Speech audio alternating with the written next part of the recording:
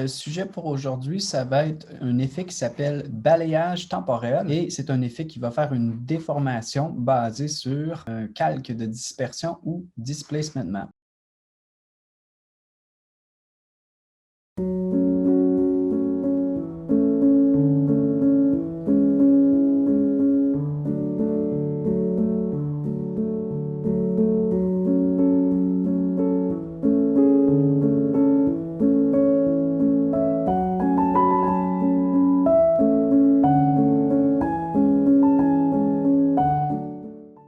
Pour ce qui est des sources du projet, je suis allé sur Pexels, puis dans le champ de recherche, j'ai écrit Dance. J'ai trouvé le vidéo suivant. Il y en a des tonnes, donc vous n'êtes pas obligé de prendre le même, là.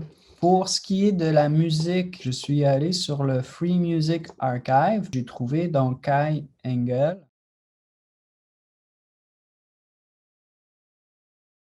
Cet effet-là qu'on va utiliser, qui s'appelle balayage temporel, il est semblable à caustique qu'on a utilisé dans un autre tutoriel, dans le sens que ce qu'on va faire, c'est une espèce de déformation. Vous voyez les lignes ici où est-ce que la vidéo a été déformée. Cette déformation-là est faite à partir de ce qu'on appelle une dispersion ou en anglais un displacement map. Donc ces bandes-là, ça fait référence à ces bandes-ci. OK? Donc dans une précomposition, je me suis créé ces bandes noires et blanches là, et le vidéo va faire référence à ça à partir d'un effet. Donc ça, c'est le principe, c'est le concept qui est important à comprendre. Un calque qui sert de displacement map pour déformer un autre. Je vais refaire le processus dans des petites compositions à côté. Donc je vais juste me créer une nouvelle composition dans laquelle je vais aller faire mon map d'abord. Donc je vais aller prendre une forme, un rectangle. Je vais lui mettre un fond en dégradé avec les couleurs noir et blanc. J'ai déjà fait ces étapes-là là, en cliquant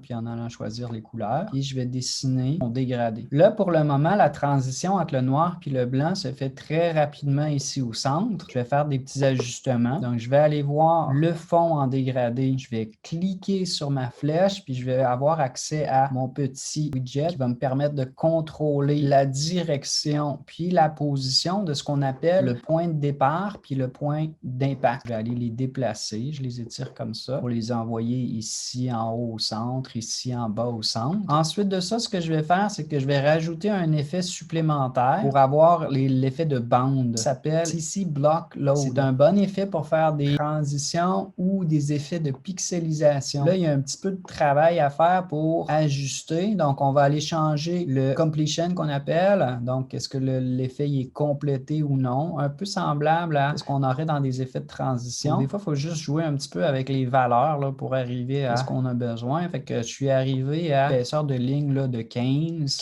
scans, puis completion je l'ai mis à 1. Vous pourriez aussi revenir là, sur le fond en dégradé, puis redéplacer le dégradé au besoin. OK? Je vais m'arrêter là. Cette composition-là, ce que je vais vouloir faire, c'est l'intégrer dans une composition finale. On ne travaille pas toutes dans une même composition, c'est parce que lorsqu'on utilise notre balayage temporel, ce que After Effects va faire, c'est qu'il va voir le dégradé, mais il ne verra pas nécessairement l'effet sur le dégradé. Ce que j'ai fait en le faisant d'une composition à part, c'est ce qu'on, des fois, on va dire bake, fusionner l'effet à ce moment-là, lorsque la vidéo va regarder la précomposition, il va voir le dégradé avec son effet.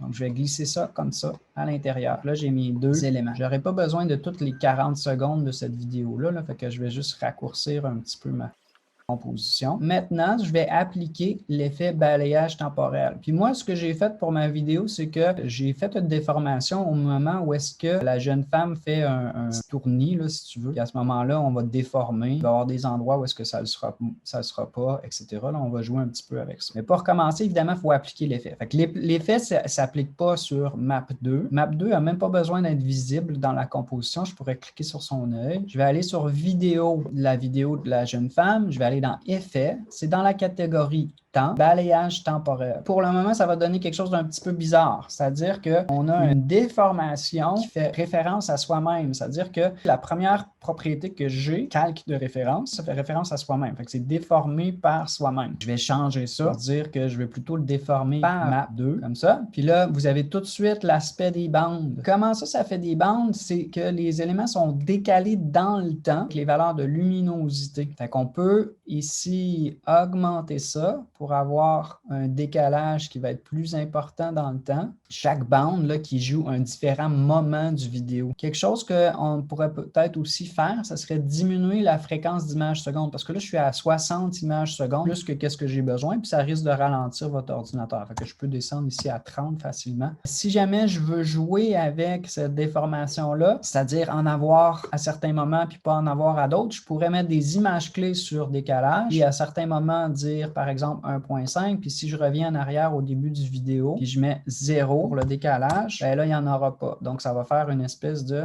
transition entre une vidéo qui est déformée puis qui ne l'est plus. Donc, c'est ça que vous voyez dans ma version finale, les petits ajustements de couleurs, mais essentiellement pour qu'est-ce qu'on est en train de travailler, le balayage temporel. Si je fais U, vous allez voir qu'il y a plusieurs images clés ici pour le décalage de secondes, pour dire il y a certains moments où est-ce que j'en ai pas, il y a certains moments où est-ce que j'en ai, etc. Là, c'est ça qui m'a donné mon résultat. Donc, voilà pour notre balayage temporel. OK, donc pour aller plus loin, vous pouvez tester la technique que je vous ai montrée, le balayage temporel. Si vous avez bien compris comment ça fonctionne, ben vous pourriez tester d'autres choses. Donc, prenez vos propres vidéos de danseurs ou un autre sujet qui vous intéresse. Essayez l'effet avec d'autres types de déformations. Donc, les lignes, ça n'a pas besoin d'être des lignes. J'ai fait un exemple là, que vous pouvez voir sur Behance où est-ce que j'ai des lettres animées. Puis, c'est ça qui me sert de référence pour déformer la vidéo. Fait que ça, c'était ma première étape. C'était un essai, c'était une exploration. Puis ensuite de ça, ben, j'ai fait une version finale qui est un petit peu plus compliquée, mais mon point de départ, c'était la déformation à partir des lettres. Donc, essayez cette technique-là, puis j'ai hâte de voir vos résultats.